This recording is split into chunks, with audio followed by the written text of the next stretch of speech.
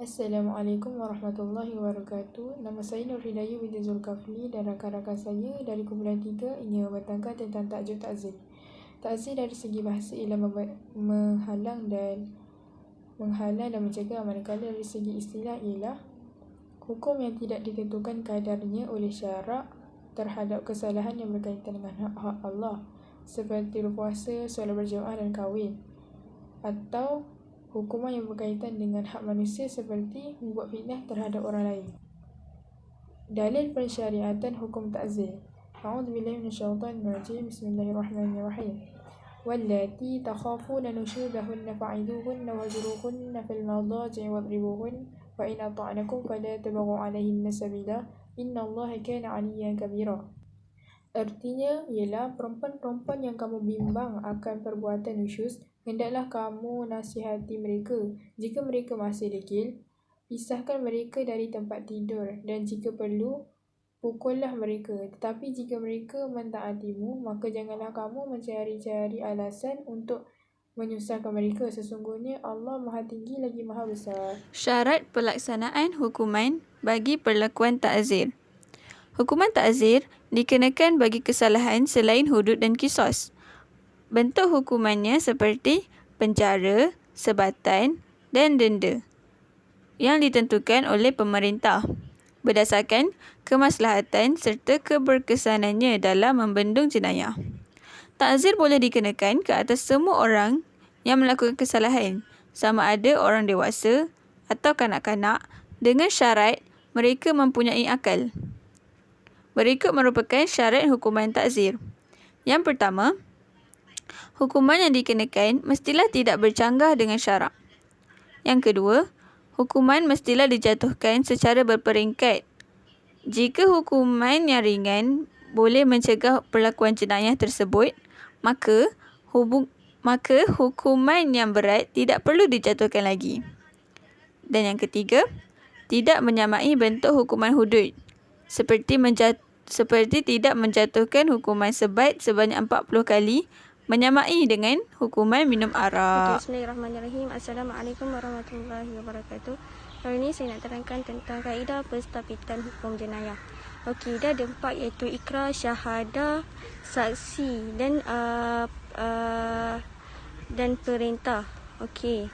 Kalau ikrar ni adalah pengakuan seseorang terhadap jenayah dilakukan, ikrar ni merupakan salah satu komponen utama dalam penstabitan jenayah. Okey, yang kedua adalah syahadah. Okey. Syahadah ialah keterangan yang diberikan saksi yang melihat dan mendengar jenayah yang dilakukan oleh orang lain. 2 orang saksi bagi mensabitkan jenayah, kecuali zina yang memerlukan 4 orang saksi. So, bila zina dia memerlukan 4 orang saksi, bila kesalahan lain dia hanya memerlukan 2 orang saksi. Okey, perintah ni adalah bukti kukuh yang menunjukkan bahawa jenayah telah berlaku, seperti kecederaan kepada mangsa atau individu yang dirakam di tempat kejadian jenayah yang berlaku. Okay, itu adalah macam bukti dia lah. Okey, sumpah ialah pandangan kerana tidak mempunyai bukti atau saksi setelah orang yang didakwa. Terjadinya sumpah ni disebabkan dia tidak menafikan tuduhan jenayah ke atasnya. So, terjadilah sumpah. Dalam hukuman bagi perlakuan jenayah ada 3. Yang pertama adalah hudud. Okey. Tidak boleh diampun kecuali khazaf. Boleh diampun oleh mangsa di hadapan hakim. Okey, maksudnya dia tidak boleh diampun kecuali qazaf lah. Qazaf ni seperti kita tahu menuduh zina. Okey, dan boleh diampun oleh mangsa tersebut kecuali di hadapan hakim. Itu syarat dia. Kalau tak di hadapan hakim, maksudnya tak boleh diampunkan lah. Okey, yang kedua adalah qisas. Qisas, waris mangsa boleh beri pengampunan atau diet sebagai ganti. So ada 2, waris mangsa boleh bagi pengampunan dekat orang yang melakukan jenayah tersebut, atau dia kena diet. Okey, diet ni macam bayaran lah sebagai ganti kepada waris mangsa sendiri. Okey. Yang ketiga adalah ta'zir. Ta'zir, pemerintah boleh mengampunkan penjenayah jika dipikirkan munasabah.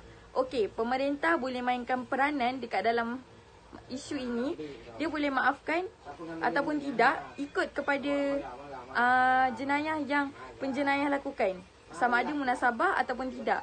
Kalau dia munasabah masih boleh diterima, ia mungkin akan dimaafkan. Tapi jika tidak boleh diterima ataupun tidak munasabah, mungkin pemerintah tidak akan memaafkan dan menghukum pemangsa dan menghukum penjenayah tersebut.